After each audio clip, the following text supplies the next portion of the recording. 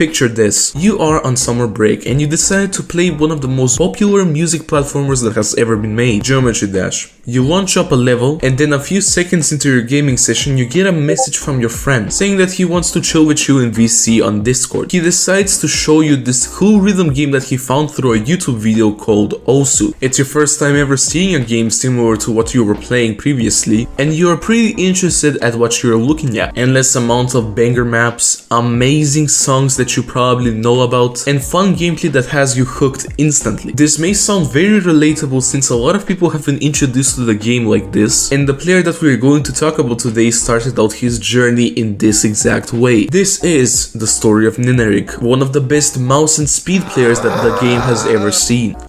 Was that me or did something in the background happen? And never mind that, let's just continue. Ninerik is currently the number 4 player in the Osu global leaderboards, and he's considered to be one of the best mouse players and speed players in the game. As we said previously, he got introduced to the game by his friend and he registered his account on the 23rd of July 2017. The first ever map that he played in Osu was one of the default maps that came with the Osu download, which is Tier Rain. I think most people recognize this map, and as you can see by this graph, he was pretty interested in the game, playing it from time to time and slowly but surely increasing his play count. When Ninerik started off playing the game, he was playing on a Mac, and after reaching around 50 to 60k rank, he finally decided to switch to PC. Keep in mind that in 2018 it was way easier to reach 50 or 60k rank because in 2018 Osu had way less players compared to now. And I also can't show you his earlier progression in the game just because of the fact that he switched from Mac to PC. However, that doesn't mean that his later progression isn't as interesting. Ninerik managed to set his very first 200 pp play in August of 2018 on this map's difficulty with double time. He kept grinding, and with the grind, of course, came an improvement. And that's how in December of 2018 he managed to get his very first 300 pp play on Haro Magic Clover. And I don't know if it's me, but as you can see by this graph right here, you can see that Ninerik had a bit of an improvement spark, because in December, right after setting his 300 pp play, he just kept improving and improving, and as you can see, in literally just 1 month after setting his 300 pp play, he managed to set his very first 400 pp play, this time on Hitori Goto with Hidden DT. Later on in October of the same year, he managed to get his very first 500 pp play on Hidamari no Uta, but because a few months later that play got nerfed for obvious reasons, that reason being the double tapping streams, he considers his Hidden DTFC on Rockefeller Street to be his very first 500 pp play. 2 months after setting his very first 500, he set his very first 600 pp play on Guinea Pig Bridge, and a month later he finally managed to set another score that was above 600 pp, which was a 702 pp play with Hidden Nightcore on Chica do Chica Chica.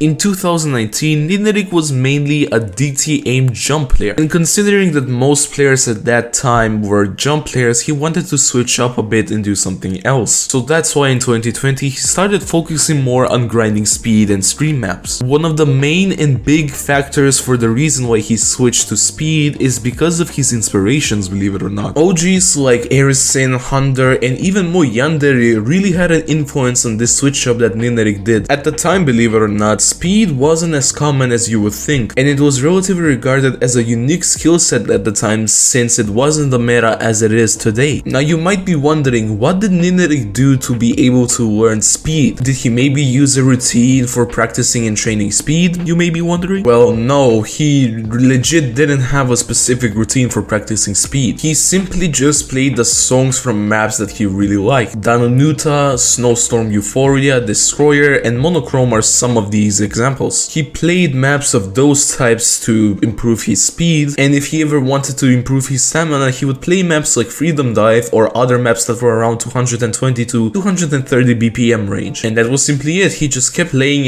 and doing this exact same thing over and over again until he finally managed to get the results he was satisfied with. Some of his very first speed plays includes his first ever DTFC on DMC,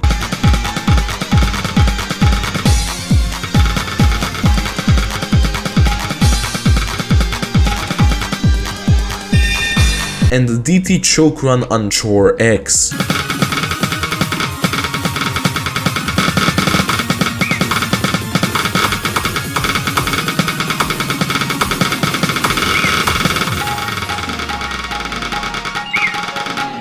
He would still farm DT aim though, because at the time it was still the meta. In 2021, he would continue farming his occasional DTA maps, but he would set a DT speed score from time to time. Maps like Just Arise, You Suck at Love, Yubi Bonkyu were the typical DTA maps he would play, but as for DT speed, you would expect something like Zevo, Plasma Gun, and he even has a pretty interesting speed score on Yellow Trick. 2021 overall was a pretty good year for Ninerik, but towards the end of that year is where the game-changing part starts. At the end of every year, the Osu World Cup does get hosted, and in 2021, Ninerik did play for the Norwegian team, and during that time is when he realized that tournaments are a lot of fun. So the end of 2021 would mark the start of the year where Ninerik decided to focus more on tournaments. But the big game-changing factor is when the new Zexer BP rework was released. This would pretty much change the entire meta of the game, and instead of focusing on DT aim, it would slowly but surely shift its focus towards consistency, speed, and many more other things. But since Ninerik was focusing more on DT speed, he greatly benefited from this rework, believe it or not, going from rank 157 all the way to 71 in the time span of November 2021 all the way to January 2022. And if you were wondering what were Ninerik's initial thoughts on this PP rework, well, this is what he said. I initially knew about the PP rework that favored speed many months before it actually happened, which motivated me to farm a lot of maps I knew were going to be buffed beforehand. I was ecstatic when the rework was brought out. Not only was I happy to finally be awarded for my specific skill set that was underrated earlier, but I was also happy for other players I knew of that shared the same exact skill set as me. Later on though, the skill set became inflated and it started feeling more worthless after every day that passed, but I didn't let that hinder my improvement at all, and I just kept playing as usual. As you can see by the graph that I'm showing you right now, you can see that he slowly but surely focused his shift towards more speed maps and stream maps, which is expected by the rework that was released previously. And I think it's the perfect time now to address something that a lot of people might be questioning. Why did Ninerik always stick with mouse and never switch to tablet? And well, it's a pretty interesting fact, but for those of you that don't know, Ninerik is actually left-handed, but he plays mouse with right hand, which, believe it or not, is actually pretty common for a lot of people that are left-handed. I personally know two people that are left-handed but also play mouse with right hand. So for him to switch to tablet, not only will he have to switch his hand for aiming, but also his tapping hand, which pretty much means he has to relearn the game once again, and it would take a lot of time, which ultimately wouldn't be worth it as much. And that's the main reason why he stuck to mouse, and oh boy did that pay off in 2022. One of the first major pop-offs that Ninerik had around this year was around March to May of 2022, where he jumped from rank 67 all the way to rank 36. He was setting a lot of plays on maps like, for example, Hinitachi no Kibu, Juvenile, and let's not forget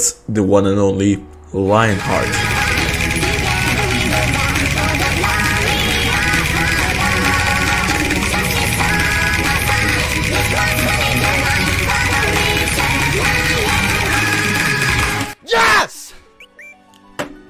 Ninerik kept grinding the game in summer of 2022 as per usual, and in August of that year something really interesting happened. Ninerik finally managed to get his very first 1k PP play on Lionheart, but there's a little bit of a twist. He literally swapped the MP3 file of the song and just played the entire map and FC'd it.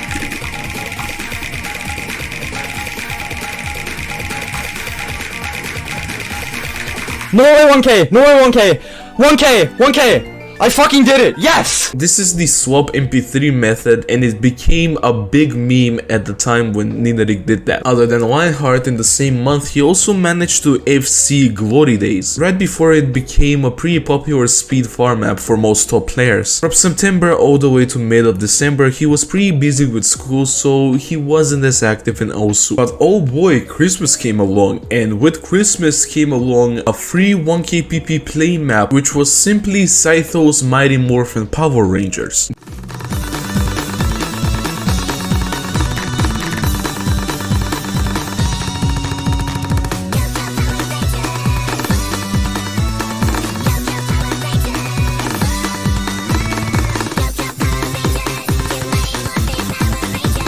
That day he also got a choke on Chikyu Saigo no Kokukaku and Asu no Yozora. Thanks to all these pop-ups that he had in the end of December, he managed to solidify himself in the top 20 in early 2023. And well, 2023 was simply the year of Ninerik. We can talk about his plays for hours and hours, but I'm just going to talk about one of my favorites. April 29th, 2023. Ninerik was simply having another stream where he was farming PP, and he simply decided to play Valley of the Damned. What happened after is something that nobody expected.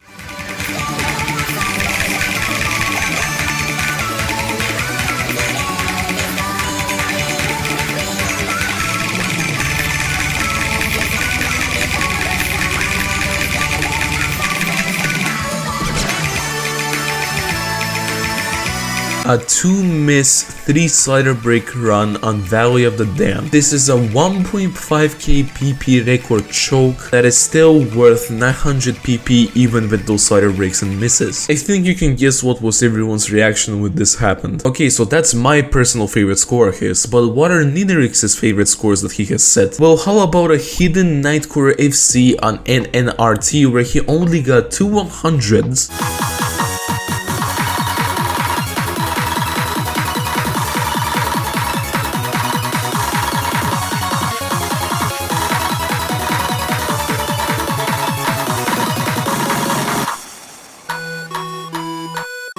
Or maybe the first ever hidden DTFC on Eyes of the Devil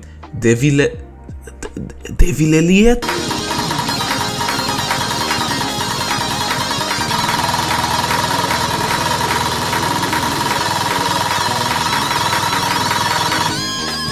But as of me recording this video, Ninerik is currently at the top 4 and he's currently participating in courses for the team Flopinski. For those of you wondering, Flopinski was a team formed by Malishevsky, Endry, Intergaming and Gnahus, and they would slowly but surely invite more and more people into the team, one of the recent being MCY4, Tsuwagi and Kriller. Speaking of which, one of Ninerik's goals is to win courses in the perennials together with Flopinski. He also aims to get a PP record at least once and reach the top 3. The craziest goal is probably FCing and holding number 1 on every single difficulty on Reign of Fear with Hidden Nightcore. Let me know if you think that he will achieve that in the future, because based on the replay that I'm showing you right now, it might be pretty doable, I am not gonna lie.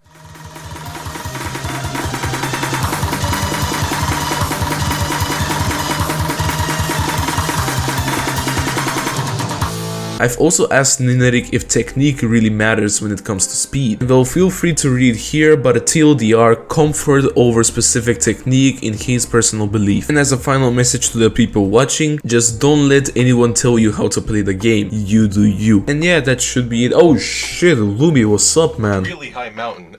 Stu, by the way, remember those taxes? You gotta pay those. You know, you gotta pay those taxes, man. Oh, God fucking damn it, why did you remind